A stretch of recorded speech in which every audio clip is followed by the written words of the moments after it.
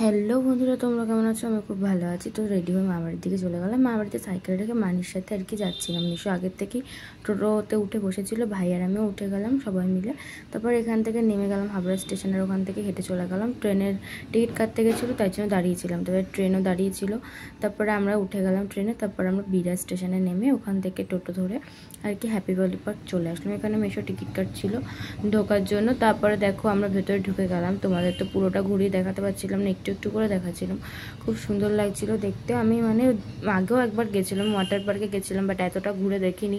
আর তখনও পুরোটা কমপ্লিট হয়ে পারেনি, সেই জন্য আর কি এখন পুরোটা কমপ্লিট হয়ে গেছে। তো দেখো কতটা ভালো লাগছিল দেখতে। খুব সুন্দর একটা পার্ক আর কি। বাচ্চাদেরও কত কিছু আছে এখানে। ভাই আবার এটা চলে নিচ্ছিল, আবার ওইটু নিচ্ছে, ছ্যাবলাচ্ছিল হা হা করে। দেখো কীরকম বদমাশি করছে ওইটাই উঠে। তারপরে আর কি আমরা এখানে একটু দাঁড়িয়েছিলাম, ফটো তুলছিলাম। ফটো তোলার পরেই আর কি এখানে এটা দেখতে পেলাম। দেখো কি হাস্যকর একটা ব্যাপার, তাই না? তারপরে ওখান থেকে চুল ঠিক করছিলো আমরা বেরিয়ে যাব বলে। তো দেখো এই যে আমরা বেরিয়ে যাব এখন, সেই জন্য অনেকটা রাতের দিকে হয়ে গেছিলো, বলতে গেলে সন্ধ্যা আর কি। তো আমার দেরি হয়ে যাচ্ছিলো, তো জন্য টোটো স্ট্যান্ড ওখানে ছিল। তো ওখান থেকে টোটোতে উঠে তারপরে নেমে গেলাম স্টেশনের ওখানে। তারপরে দাঁড়িয়েছিলাম ট্রেন আসার জন্য, ট্রেন কখন আসবে। তো দেখো ট্রেনও প্রায় এসে গেছে।